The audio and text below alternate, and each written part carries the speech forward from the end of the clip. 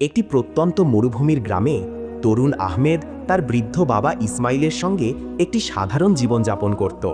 তাদের ছোট কুটিরটি বালির ঢিবিল আছে দাঁড়িয়েছিল, যেখানে প্রতিদিন তীব্র রোদ্দুর এবং শুষ্ক হাওয়া তাদের জীবনকে কঠিন করে তুলত। খাদ্য ছিল অল্প এবং জল পাওয়া আরও বড় চ্যালেঞ্জ। আহমেদের বাবা একসময় গ্রামের শ্রদ্ধেয় কৃষক ছিলেন, কিন্তু বয়সের ভারে এখন তারা দুজনেই দিন কাটাতে বেশ কষ্ট পায়। ইসমাইলের চোখে এখনও সেই আশার আলো ছিল, যা তিনি নিজের ছেলের কাছে প্রতিদিন শেখাতেন: বিশ্বাস এবং ধৈর্যের শক্তি। একদিন সকালে ইসমাইল শয্যাশায়ী হয়ে পড়লেন। তার শ্বাস প্রশ্বাস ভারী হয়ে উঠল এবং আহমেদ বুঝতে পারল যে তার বাবার জন্য চিকিৎসা ছাড়া আর বাঁচার উপায় নেই। কিন্তু গ্রামে ডাক্তার ছিল না এবং নিকটতম শহরে যাওয়ার মতো টাকাও তাদের কাছে ছিল না। আহমেদের মন ভারাক্রান্ত হয়ে উঠল। সে বাবার পাশে বসে তাকিয়ে রইল, যখন ইসমাইল দুর্বল হাতে তার হাত ধরে বললেন, আহমেদ, আল্লাহর ওপর ভরসা রাখ, একটি ছোট প্রার্থনা পর্যন্ত বড় আশ্চর্য ঘটাতে পারে। এই কথাগুলো আহমেদের হৃদয়ে গেঁথে গেল। পরের দিন ভোরে আহমেদ সিদ্ধান্ত নিল যে সে বাবাকে বাঁচাতে হবে। তার কাছে ছিল শুধু একটি পুরনো জলের বোতল এবং তার বাবার দেওয়া একটি ছোট চিরাগ। সে মরুভূমির মধ্যে যাত্রা শুরু করল, একটি দূরের বাজারের দিকে, যেখানে বলে কথা আছে একজন ভালো মানুষ ওষুধ বিক্রি করে। রোদ্দুর তাকে পুড়িয়ে দিচ্ছিল এবং বালি তার পায়ে কাঁটা ফুটিয়ে দিচ্ছিল। 3 দিন ধরে সে হাঁটল। প্রতিটি পদক্ষেপে তার মনে পড়ছিল বাবার গল্প। চতুর্থ দিনের দুপুরে যখন আহমেদ আর হাঁটতে পারছিল না, সে একটি কূপের পাশে একজন বৃদ্ধের সঙ্গে দেখা করে। বৃদ্ধের পরনে ছিল ফাটা কাপড়, তবু তার মুখে একটি শান্ত হাসি। সে আহমেদকে একটি রুটি এবং একটু জল দিল। আহমেদ ক্ষুধায় কাতর ছিল, কিন্তু সে জিজ্ঞাসা করল, আমার বাবা অসুস্থ, আমি ওষুধ খুঁজছি। বৃদ্ধ শান্তভাবে বলল, এক রুটি এবং এক সাজদা তোমার ভাগ্য বদলে দিতে পারে, প্রার্থনা করো। আহমেদ কাঁদতে কাঁদতে সেখানে সজদা করল। তার সারার হৃদয়ে আল্লাহর কাছে প্রার্থনা উঠল। ঠিক তখনই দূর থেকে একটি গাড়ির শব্দ শোনা গেল।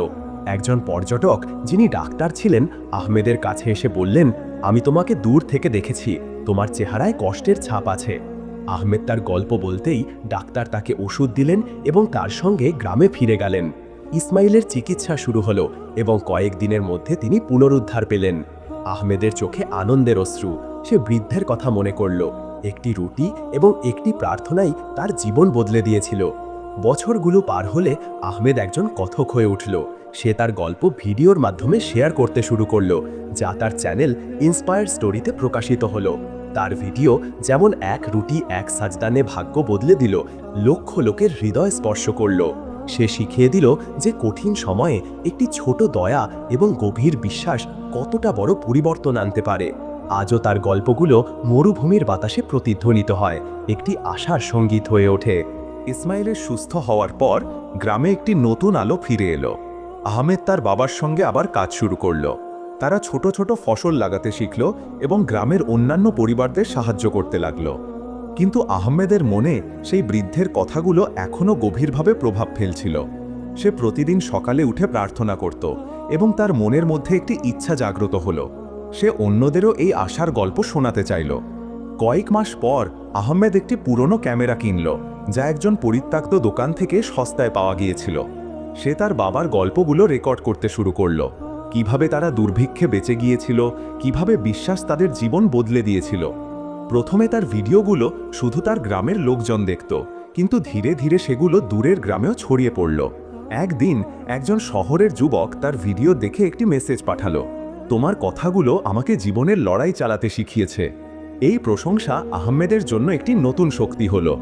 সে তার চ্যানেল ইন্সপায়ার স্টোরি নাম দিল, যেটি তার নিজের গলা এবং তার বাবার শিক্ষার প্রতিচ্ছবি বহন করল। তার ভিডিওগুলোতে গরিবদের কাহিনী, বিশ্বাসের শক্তি এবং দয়ার মাহাত্ম্য ফুটে উঠত। একটি ভিডিওতে সে গরিব লাকড়িওয়ালা আর আঙ্গুটি কি আমানত নামে একটি গল্প শেয়ার করল। একজন দরিদ্র লাকড়ি বিক্রেতা যে একটি স্বর্ণের আঙ্গুটি খুঁজে পেয়ে তা ফিরিয়ে দেয়, কারণ তার বিশ্বাস ছিল যে সততা তার ভাগ্য খুলবে। এই ভিডিওটি হাজার হাজার মানুষের কাছে পৌঁছল এবং আহমেদের চ্যানেলের গ্রাহক বাড়তে লাগল। কিন্তু সব সময় সব কিছু সহজ ছিল না। একদিন একটি তুষারপাতে গ্রাম আচ্ছন্ন হয়ে গেল এবং আহমেদের ক্যামেরা ভেঙে গেল।